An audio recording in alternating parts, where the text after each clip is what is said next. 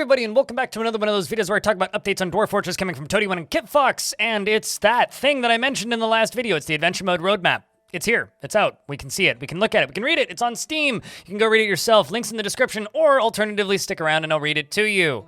Let's dive in. We are here with a brand new development roadmap outlining our plans for Adventure Mode and updates to Fortress Mode. Please keep in mind that these are estimates. We do have a date in mind, but we're not quite confident enough to announce it yet. All we can say right now is not this year, but hopefully we'll have more specifics soon. We know that you've been waiting patiently and we're working hard. We will be building on the Adventure Mode framework that already exists, and this is exciting because everything is working as intended, and we just need to add the interface and graphics, which will take us some months. Here's the plan for how we get to Adventure Mode. Release. Hopefully not too late next year. To start, first the basics, which will let us actually see what's going on at all in the new art style. Travel map. We have the world map, but the sites need hundreds of sprites to match up with the ASCII that shows individual streets, etc. And we'll be iterating on this until launch. The main interface layout. Similar to Fortress Mode, there are tile-based actions, formation menus, and other actions like travel. And there's also a day-night cycle. And we have a mini-map this time around. Procedural portraits. We need to implement Carolyn's great art portraits for the humans, elves, dwarves, goblins, and kobolds, and also get the animal people displayed. Every animal person. I'm assuming that the animal people are only going to have one sprite each instead of the procedural ones just because of how many animal people that there are in the game. However, that's awesome, and honestly, just look at this art. I cannot wait to see these actually represented in-game, especially now that they also have clothing on. Like, look at this. Once we have this framework, we'll start by doing the actions and menus one at a time. Full keyboard and mouse support for all playstyles, and actions are challenging because they can be initiated by clicking the play area through buttons and hotkeys, or by accessing a full list. There must be several ways to perform the same action based on context and playstyle and input method. So here we have a list of several different icons, and I'd be curious to know what you think they do. I mean, I know what I think some of them do. I mean, obviously, there's a look button, there's a pickup button, there's a butchery icon, there's a climb icon, and there's a speaking icon. I really am a big fan of this singing Turtle Man Bard, but frankly, what do you think these icons do? Everybody needs a sleep button. I wish I had that in real life, frankly. Major features. These are the biggest risk items, each of which hopefully isn't more than a few weeks. But it's hard to say since each have multiple subsystems and open design questions to be solved between code and art. Inventory.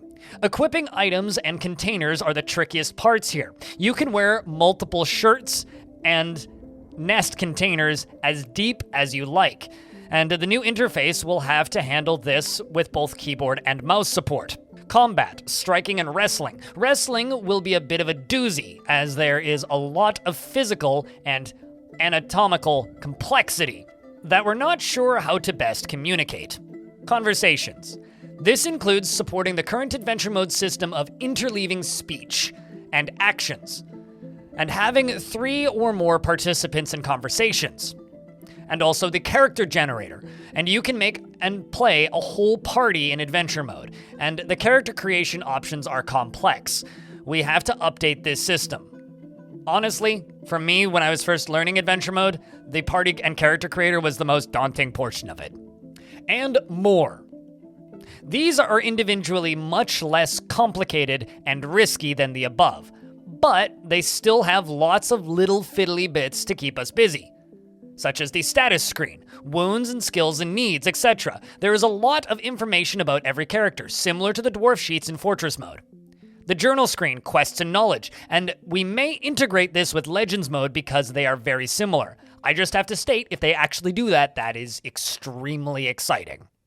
Crafting and other powers. Adventure Mode is highly moddable, and we need to support vast menus of magical powers and abilities, and pet any animal, including, an undead zombie elephant, which really wants to rip your face off. You can try to pet it. It might not end well. You might lose an arm, or a finger, or a toe.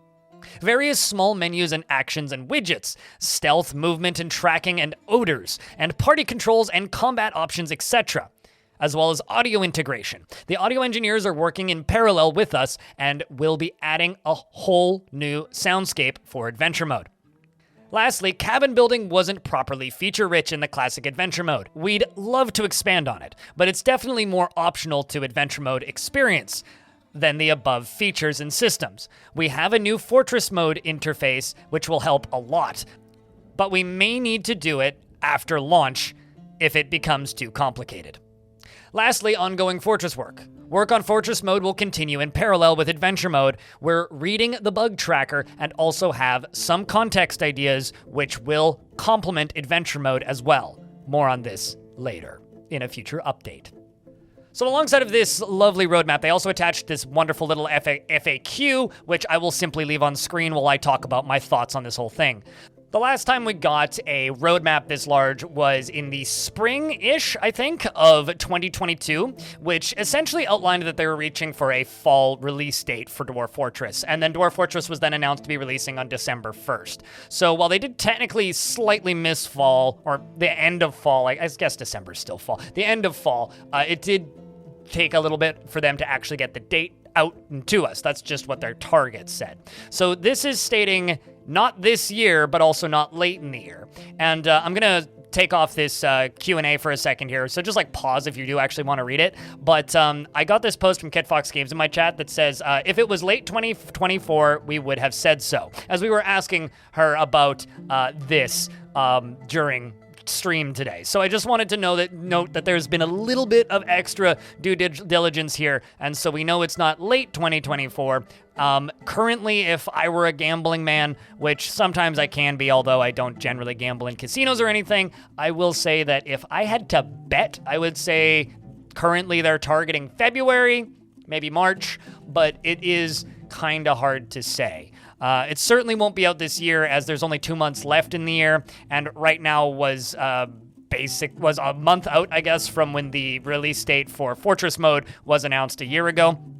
So if I had to bet, I would say spring. It just seems the most reasonable given the recent events and what's been going on over at Bay 12 and the amount of time things take. And for those of you who don't know, Adventure Mode is just as complicated UI-wise as Fortress Mode, if not more so in some respects. So personally, I think that this is actually a really reasonable time frame to this be out. And I remember back when Fortress Mode was originally announced to not be including Adventure Mode, and they were talking about how playable Fortress Mode was and how non-playable Adventure Mode was. It kind of made a lot of sense to me that they pushed Adventure Mode.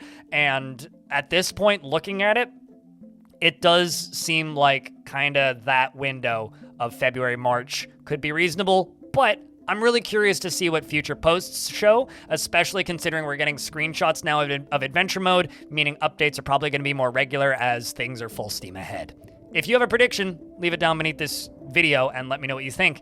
And if you want to talk about it at some point, today, as of the time of this video going up at 9 a.m. Pacific, I will be live on Twitch. So jump on over and come and say hello, and let's talk about this roadmap. Because I think that this kind of communication is the stuff that I like to see from a game that's in development, and I'm very excited and enthusiastic about the prospects of it coming out early next year.